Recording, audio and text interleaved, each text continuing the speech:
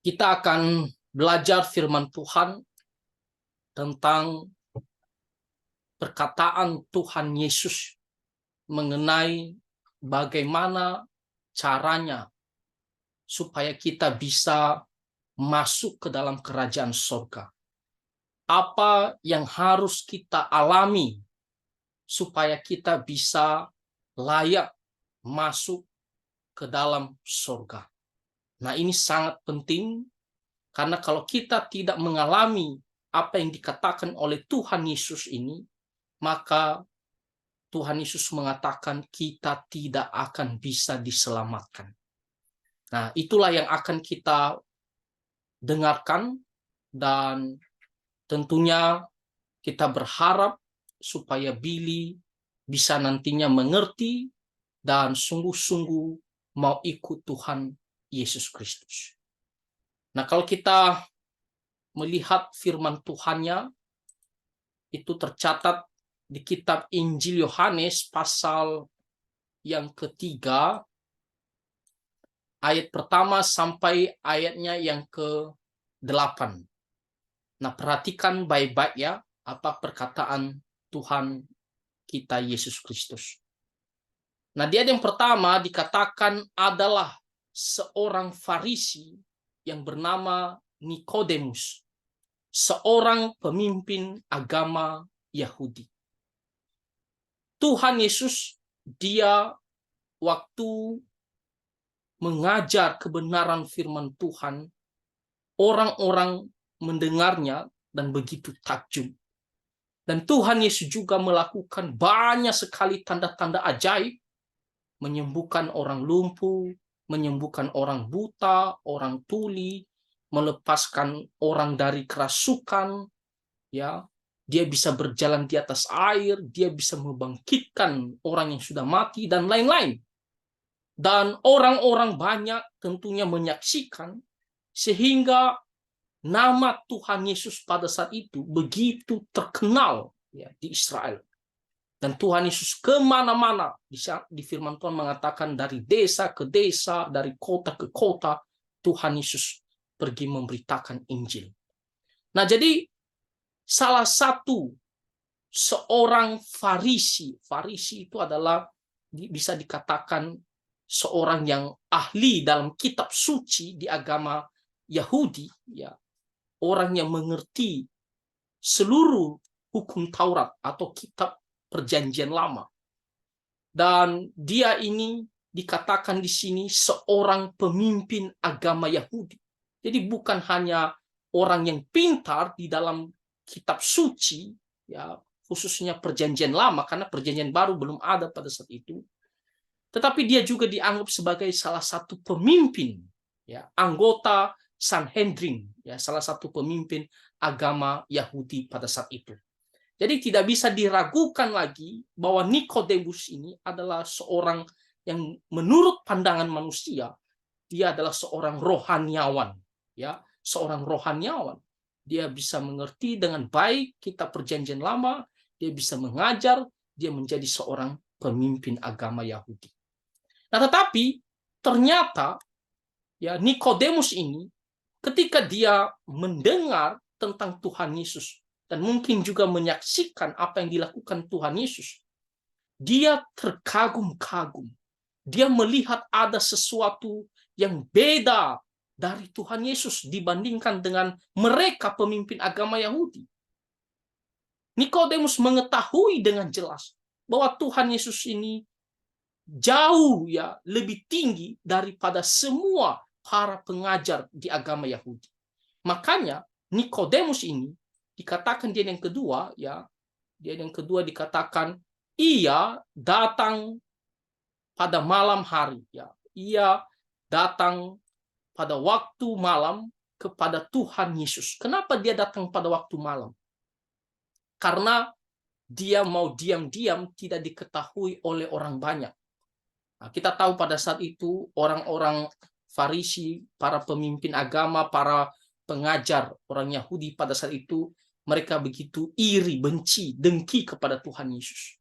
Nah, jadi Nikodemus ini tentunya dia tidak mau mendapatkan suatu resiko di mana orang-orang akan menyerang dia, bahkan teman-temannya ya sebagai pengajar agama Yahudi.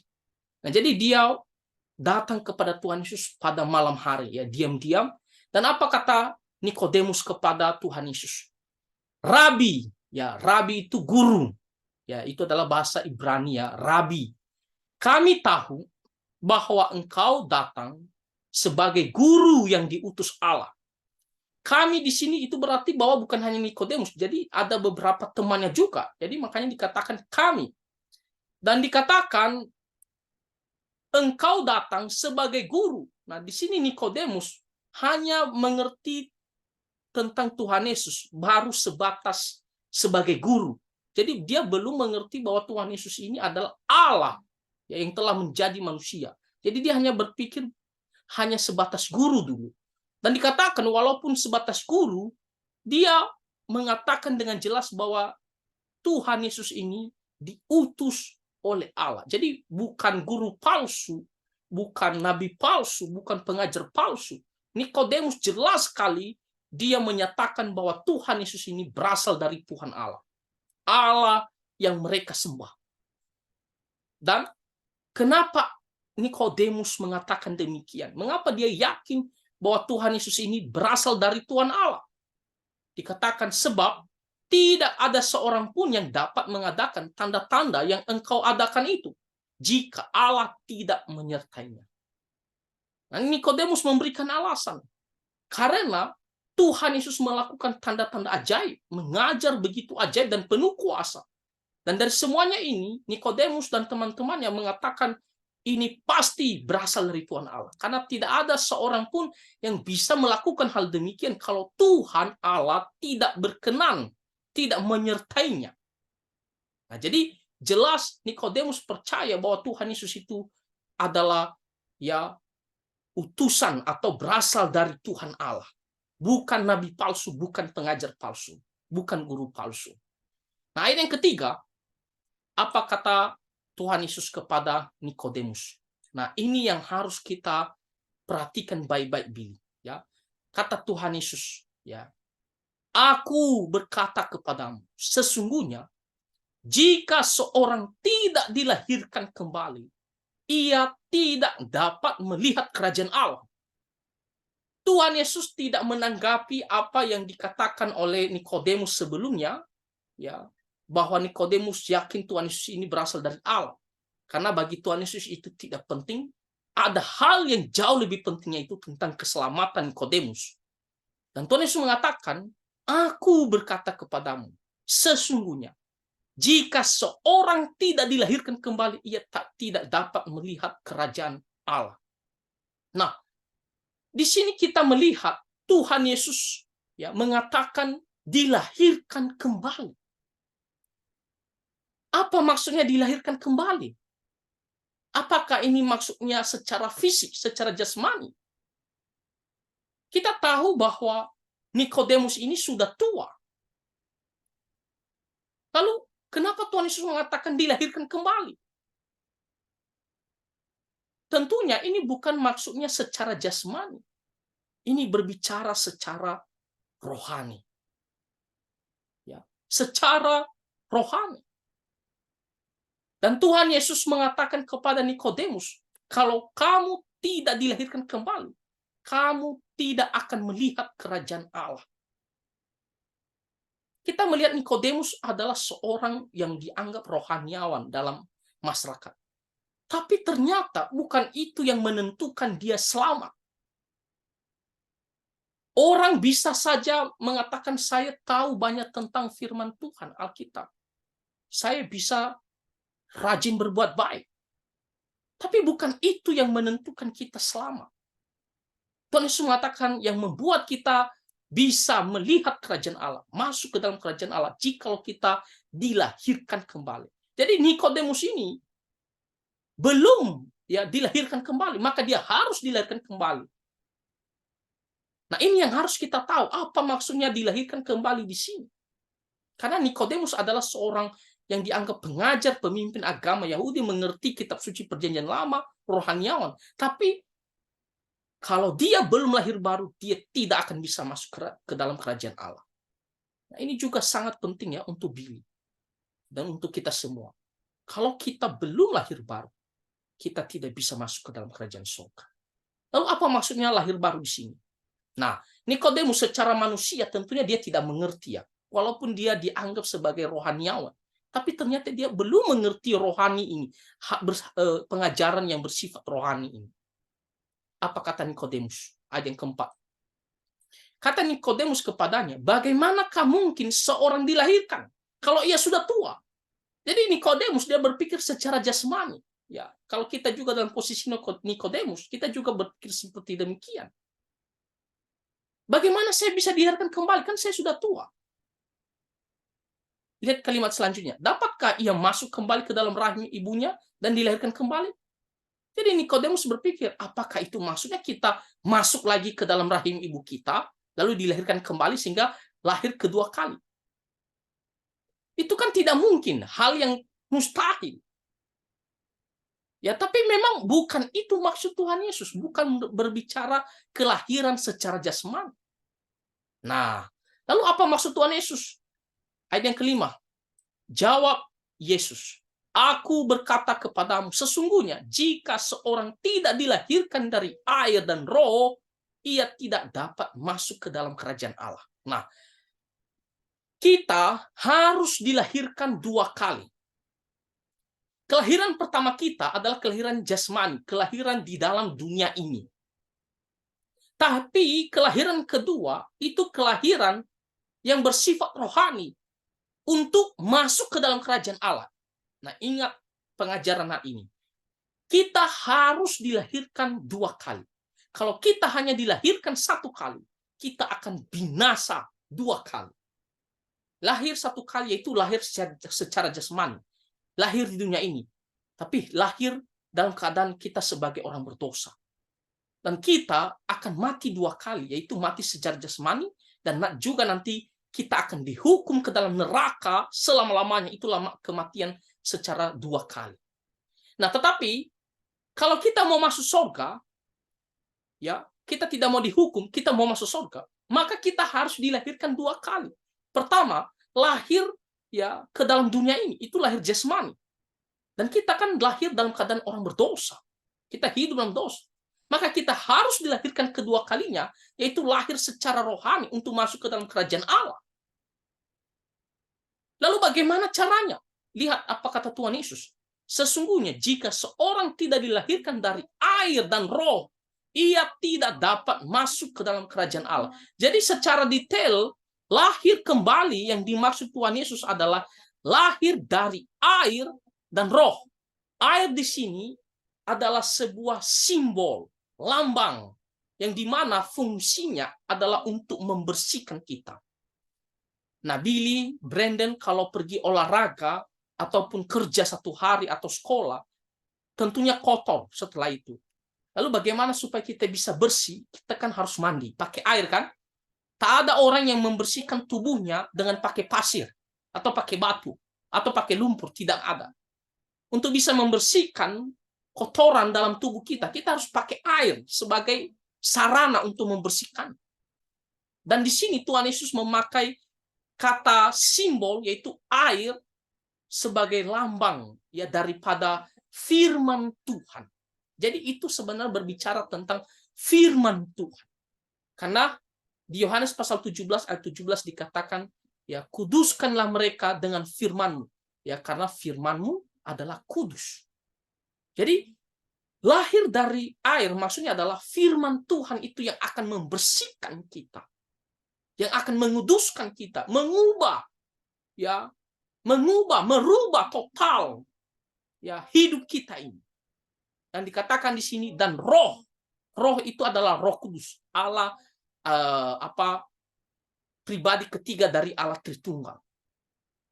Roh Kudus yang akan bekerja dalam hati kita dan dia akan menjadikan kita ciptaan baru. Jadi lahir baru maksudnya adalah kita diubah ya secara rohani, diubah semua kehendak kita, sifat-sifat kita, pandangan kita selama ini, ya, itu diubah. Kalau selama ini pandangan kita bersifat duniawi, keinginan kita bersifat duniawi, kehendak kita adalah dosa, kita tidak peduli tentang Tuhan, maka kita harus dilahirkan kembali. Maksudnya roh kita ini harus diubah, ya. Segala kehendak kita, pikiran kita, keinginan kita, kemauan kita itu diubah sehingga kita sekarang kita mau melakukan apa yang Tuhan kehendaki, menjauhkan hal-hal yang berdosa, mengubah pandangan hidup kita. Yang dulu saya, ya, kepuasan nafsu, tapi sekarang Tuhan, apa yang Tuhan kehendaki, itulah yang saya mau lakukan. Jadi ada perubahan. Nah, jadi itulah yang dimaksud oleh Tuhan Yesus lahir baru. Jadi kita harus mengalami di mana ada sebuah perubahan, ya, perubahan total dalam kehidupan kita. Dan itu adalah pekerjaan daripada firman Tuhan dan Roh Kudus. Nah, jadi kalau kita tidak mengalami hal ini, kita tidak akan bisa datang percaya kepada Tuhan Yesus. Kalau kita tidak mengalami hal ini, kita tidak dapat, ya, hidup melakukan perintah-perintah Tuhan. Tidak akan bisa. Karena roh kita, jiwa kita itu masih, ya, jiwa yang lama, yang penuh dosa. Nah, jadi ada sebuah, ya, pekerjaan dari Tuhan yang akan mengubah hidup kita. Sehingga kita bisa datang kepada Tuhan. Tuhan Yesus, saya orang berdosa, saya mau bertobat, saya mau percaya kepada Tuhan. Dan dalam kehidupan saya mau hidup sesuai dengan perintah-perintah Tuhan. Nah, jadi itulah yang namanya lahir baru. Lihat apa kata Tuhan Yesus. Ayat yang ke-6. Apa yang dilahirkan dari daging? Nah, kita waktu lahir pertama itu adalah lahir secara jasmani. Dan kita hidup di dalam dosa. Dikatakan apa yang dilahirkan dari daging adalah daging. Bersifat, ya, duniawi, dosa. Tetapi apa yang dilahirkan dari roh adalah roh. Jadi kelahiran pertama kita disebut kelahiran di dalam daging. Secara jasmani dan secara keinginan kita hidup dalam dosa. Tapi ketika kita lahir baru yang kedua, itu dilahirkan oleh Roh Kudus, pekerjaan Roh Kudus, ya, dia akan mengubah hidup kita sehingga kita menjadi manusia baru. Kita mau hidup, ya, secara rohani sesuai dengan kehendak Tuhan. Ayat yang ke-7. Apa kata Tuhan Yesus? Janganlah engkau heran karena aku berkata kepadamu, kamu harus dilahirkan kembali. Lihat, kamu harus dilahirkan kembali. Jadi tidak bisa kita masuk ke dalam kerajaan Allah. Ayat yang ke-5 tadi, kamu tidak dapat masuk ke dalam kerajaan Allah kalau kamu tidak dilahirkan kembali. Nah, ayat yang ke-8 dikatakan, angin bertiup kemana ia mau dan engkau mendengar bunyinya, tetapi engkau tidak tahu dari mana ia datang atau kemana ia pergi. Demikianlah halnya dengan tiap-tiap orang yang lahir dari roh. Nah, di sini Tuhan Yesus mengumpamakan pekerjaan, ya, Tuhan itu, pekerjaan Roh Kudus itu dalam melahirbarukan kita, dalam mengubah hidup kita, itu seperti angin. Ya. Kita tahu angin itu kita bisa mendengar bunyinya, ya kan? Apalagi kalau kencang sekali, kita kan bisa mendengar bunyinya kan. Tapi kita tidak bisa melihat dia. Kita tidak bisa melihat dia secara mata. Coba, kita bisa lihat angin tidak? Tidak bisa. Kita bisa mendengarnya, kita bisa merasakannya, tapi kita tidak bisa melihatnya secara mata. Bahkan kita tidak tahu yang jelas itu arahnya dari mana, apakah dari timur, dari barat. Kita tidak tahu secara pasti. Kita hanya bisa merasakannya. Oh, ada hembusan di kulit kita, kita merasa dingin. Oh, kita merasa, oh, anginnya ya kira-kira dari arah kiri kita. Kenapa? Karena kita rasakan. Tapi kita tidak bisa melihat dia dari jauh. Angin datang dari sana, kencang mau menghantam saya. Kita tidak bisa kita tidak bisa melihatnya. Kita hanya bisa merasakannya. Barulah kita tahu, oh, kira-kira ini dari mana. Tapi kita tahu, oh, itu adalah angin. Tapi kita tidak melihat secara mata, bahkan kita tidak tahu secara pasti di manakah dia berasal. Nah, demikian juga pekerjaan Tuhan melalui Roh Kudus dan firman-Nya. Kita dilahirkan baru, kita tidak bisa melihat. Karena Roh Kudus itu adalah roh, ya. Tapi kita bisa merasakannya. Kita bisa merasakannya.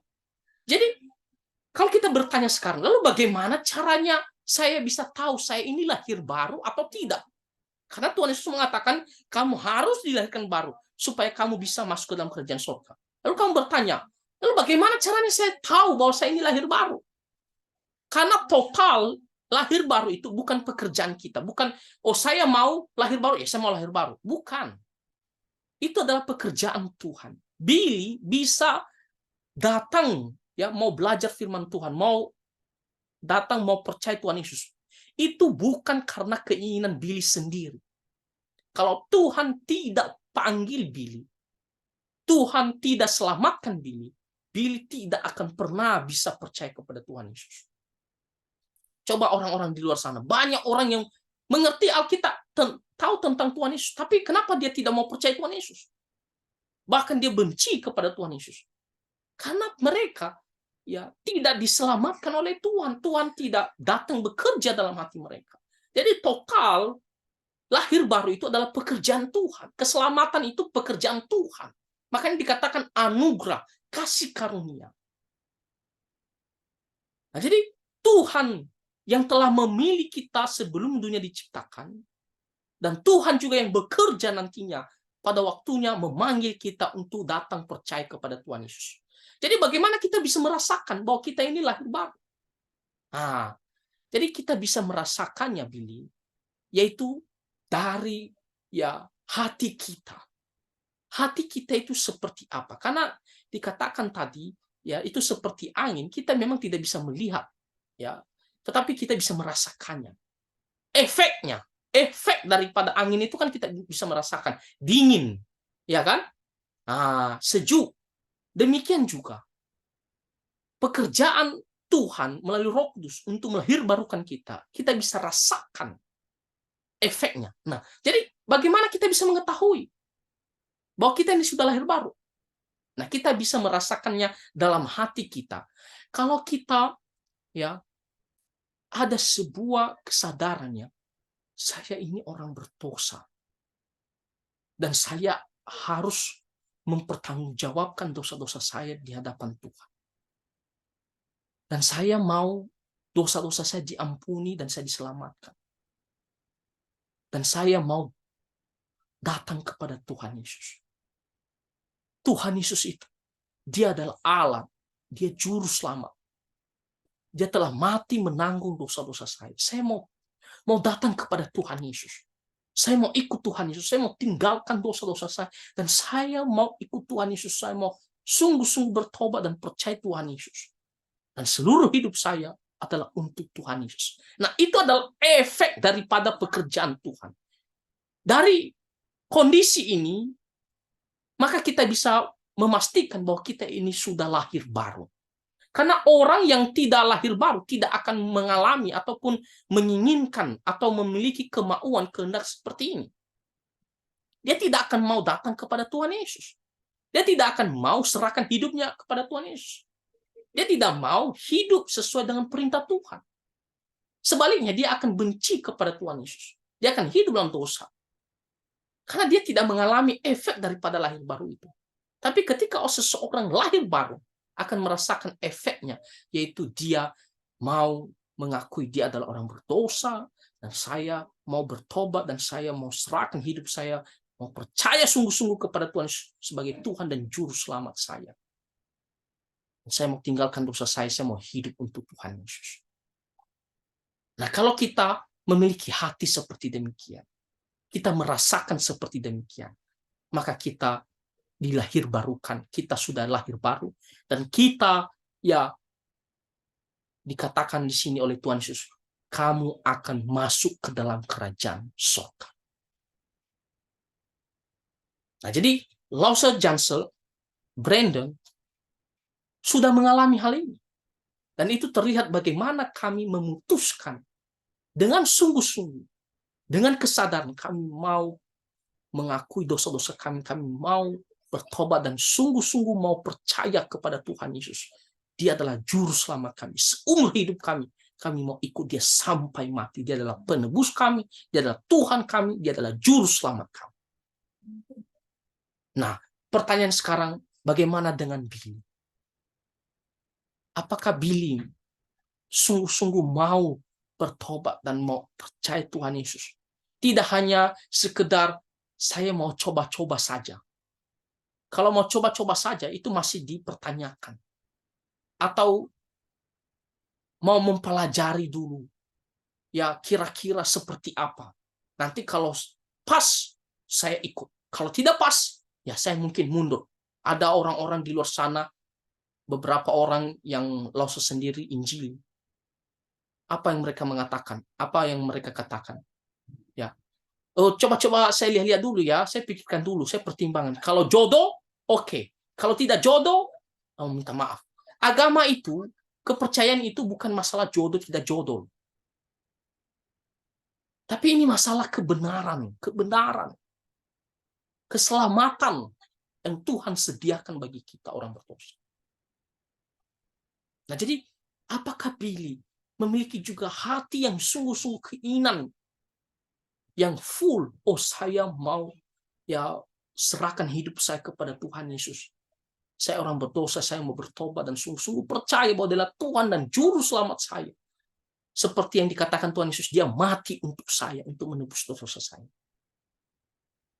Dan saya mau ikut Tuhan Yesus, mau hidup seluruhnya untuk Tuhan Yesus, saya berikan hidup saya sampai saya mati.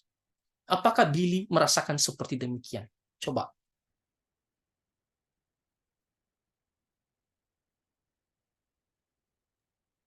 Iya loh, sungguh-sungguh mau bertobat dan percaya ke Tuhan Yesus. Ya, oke. Puji Tuhan. Jadi itu berarti bahwa Billy ya telah dilahirkan baru. Karena kalau tidak dilahirkan kembali, lahir baru, tidak mungkin Billy memiliki kehendak seperti demikian. Itu adalah pekerjaan Tuhan.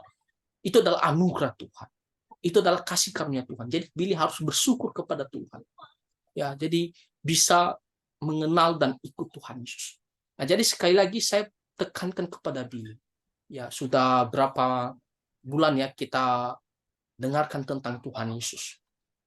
Saya tekankan kepada Billy, ya datang bukan karena mau mencoba-coba, bukan juga hanya mau belajar, bukan hanya mau mendengar ya sejauh apa, ya bukan juga ikut-ikutan, tapi benar-benar dalam hati Billy, memang saya mau ikut Tuhan Yesus sebagai Tuhan dan Juru Selamat saya, penebus saya seumur hidup saya. Ada sebuah keyakinan bahwa di dalam Tuhan Yesuslah saya diselamatkan. Oke? Jadi Billy harus memiliki hati seperti demikian. Jadi jangan pernah ragu, jangan pernah mundur, ya. Karena ini adalah kebenaran. Hanya Tuhan Yesus yang bisa menyelamatkan kita. Jadi ikut Tuhan Yesus bukan hanya sekarang ini, bukan hanya kamu setelah sudah menikah,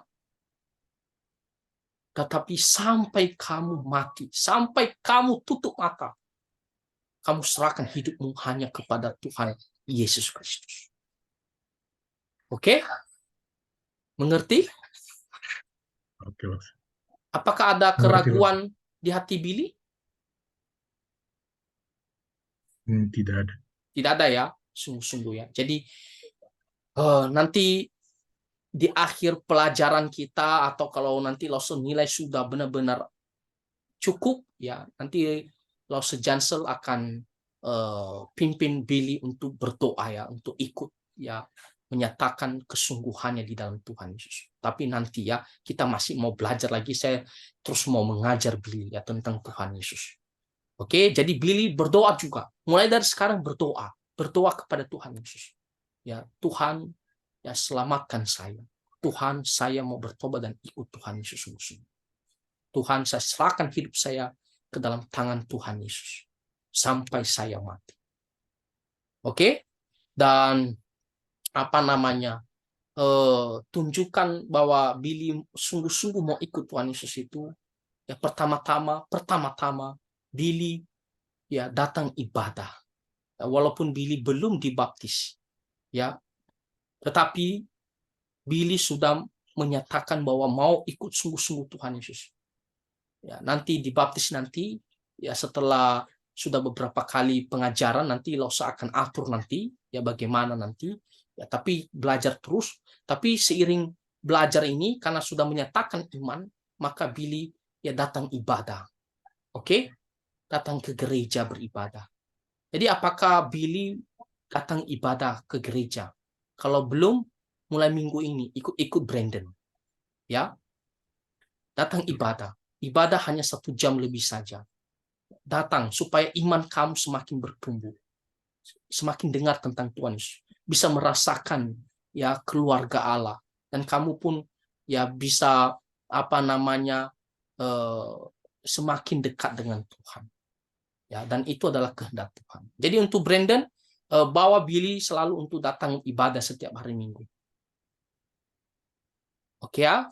Jadi saya titipkan kepada Brandon juga pelayanan ini, ya bantu saudara kita Billy supaya selalu bisa datang beribadah, ya setiap hari Minggu. Oke Billy ya. Jadi kalau memang sungguh-sungguh mulai datang beribadah, bisa ya? Bisa Billy? Bisa. Oke. Kalau begitu ada pertanyaan Billy? Tidak ada, Ustaz. Kalau Belum ada. belum ada. Kalau tidak ada, nah, Tuhan kiranya menolong Billy. Nanti hari Kamis depan kita kembali lagi untuk dengarkan pemberitaan tentang Tuhan Yesus. Ya, nah, dan Losa akan terus doakan Billy juga. Oke. Nah, Tuhan memberkati. Mari kita bersatu dalam doa ya. Kita berdoa. Tuhan Yesus, sungguh kami bersyukur. Engkaulah juru selamat kami, Tuhan kami. Engkaulah penebus kami yang telah mati di atas kayu salib untuk menghapus dosa-dosa kami dan memberikan kami hidup yang kekal. Sungguh kami bersyukur untuk anugerah-Mu ini. Kami sangat bersyukur untuk saudara kami Billy yang dimana dengan pekerjaan Tuhan, Engkau memanggil dia untuk datang mengenal Tuhan Yesus, belajar tentang Tuhan Yesus, dan menyatakan iman kepada Tuhan Yesus. Kami berdoa Tuhan, Engkau yang sungguh-sungguh menguatkan iman. Tuhan yang sungguh-sungguh menolong dia, selamatkan dia, dan pertumbuhan imannya supaya semakin bertumbuh, dan sungguh-sungguh mau ikut Tuhan Yesus seumur hidupnya. Tuhan, kiranya Engkau terus memberkati kami di dalam belajar akan kebenaran firman Tuhan, akan Injil Tuhan. Tolonglah saudara kami Billy ini supaya dia bisa menjadi anak Tuhan yang memuliakan nama Tuhan seumur hidupnya. Berkati juga saudara kami Brandon, kami bersyukur karena setia untuk melayani Tuhan, bisa menemani Billy. Ya, Tuhan terus memberkati dia, memberikan dia sukacita dan pemeliharaan daripada Tuhan. Terima kasih ya Tuhan, biarlah semuanya dalam proses belajar mengajar pada malam ini menjadi kemuliaan nama Tuhan Yesus Kristus. Ampunilah dosa-dosa kami ya Tuhan, dalam nama Tuhan Yesus kami berdoa. Amin.